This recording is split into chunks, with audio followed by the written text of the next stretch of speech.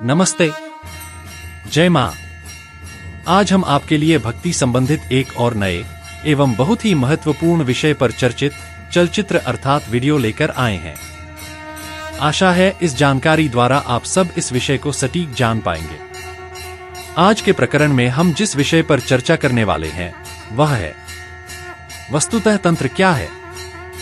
जैसा कि हमने पहले के तंत्र शब्दार्थ और परिभाषा चलचित्र में बताया था कि यह एक स्वतंत्र शास्त्र है जो पूजा और आचार पद्धति का परिचय देते हुए इच्छित तत्वों को अपने अधीन बनाने का मार्ग दिखलाता है। इस प्रकार यह साधना शास्त्र है। इसमें साधना के अनेक प्रकार दिखलाए गए हैं, जिनमें देवताओं के स्वरूप, गुण, कर्म आदि के चिंतन की प्रक्रिया बतलाते हुए पटल, पद्धति, कवच, सहस्रनाम तथा स्तोत्र, इन 5 अंगों वाली पूजा का विधान किया गया है। इन अंगों का विस्तार से परिचय इस प्रकार है।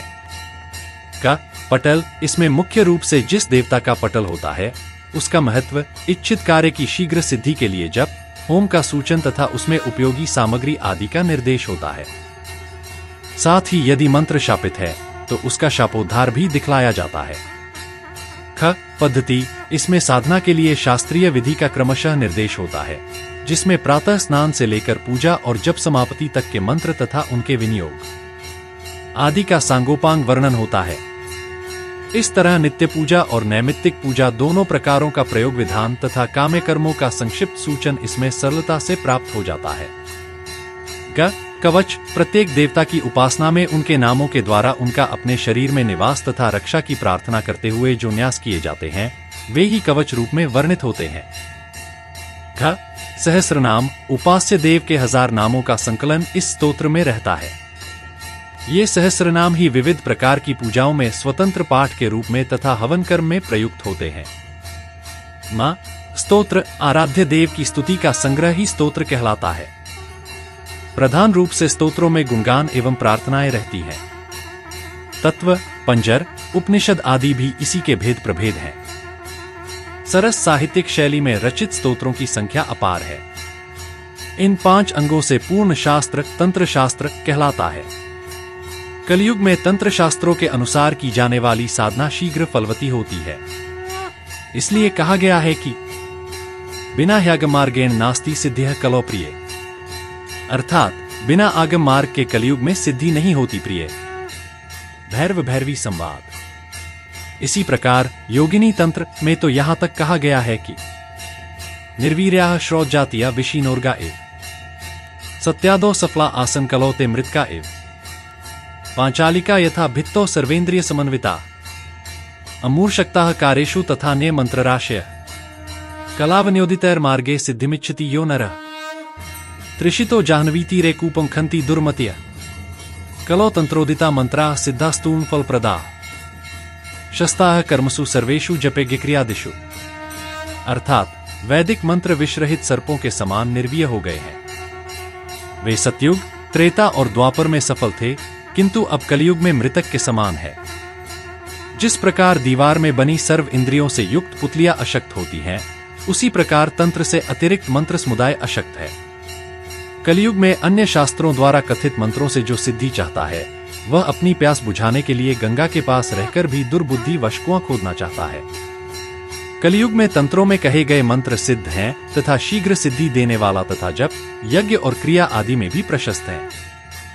मत्स्य पुराण में कहा गया है कि विष्णुर्वरिष्ठो देवाना ह्रदाना मुद्धिर्यथा, नदीना च यथा गंगा पर्वताना हिमालय, तथा समस्त शास्त्राणा तंत्र शास्त्रम उत्तमम, सर्वकाम प्रदम पुण्यं तंत्र वै वेद समतम, अर्थात जैसे देवताओं में विष्णु, सरोवरों में समुद्र, नदियों में गंगा और पर्वतों में हिमालय श्रेष्ठ है, वैसे ही समस्त शास्त्रों में तंत्र शास्त्र सर्वश्रेष्ठ है।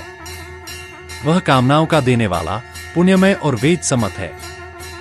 महानिर्वाण तंत्र में भी कहा गया है कि गृहस्थस्य क्रिया सर्वा आगमोक्ता कलौ शिवे, नान्य मार्गः क्रिया सिद्धिः कदापि गृहमेधिनाम, अर्थात हे पार्वती, कलयुग में गृहस्थ केवल आगम तंत्र के अनुसार ही कार्य करेंगे, अन्य मार्गों से गृहस्थियों को कभी सिद्धि नहीं होगी। यही कारण है कि उत्तरकाल में तंत्र शास्त्र और उनके आधार पर होने वाले प्रयोगों पर श्रद्धापूर्वक विश्वास ही नहीं किया गया, अपितु स्वयं प्रयत्न करके सुख सुविधाएं भी उपलब्ध की गईं।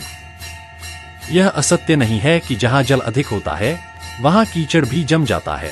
इसी प्रकार युगों से चले आए तांत्रिक कर्मों में कुछ सामयिक तथा अन्य देशीय क्रियाकलापों के प्रभाव से पंचमकारोपासना, मलिन प्रक्रियाएं, हिंसक वृत्ति आदि भी बहुधा समाविष्ट हो गईं।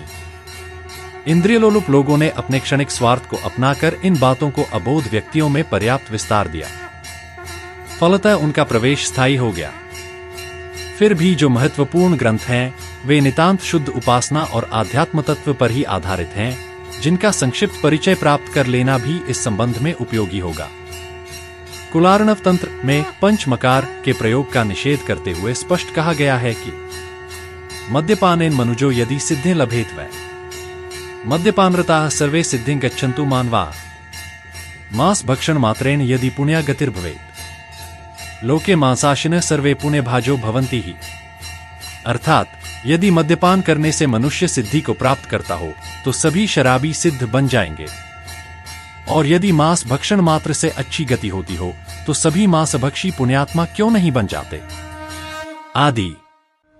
तंत्र के विषय में इतना ही प्रकाशित करना ठीक है, इससे अधिक हम नहीं प्रकाशित कर सकते, क्योंकि तंत्र शास्त्र का ज्ञान एकमात्र सटीक मार्गदर्शन और सावधानी पूर्वक होना चाहिए।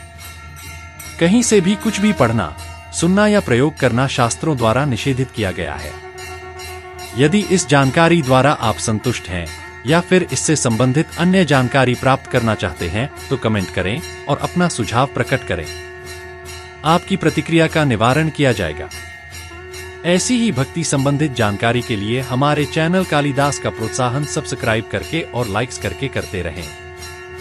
धन्यवाद।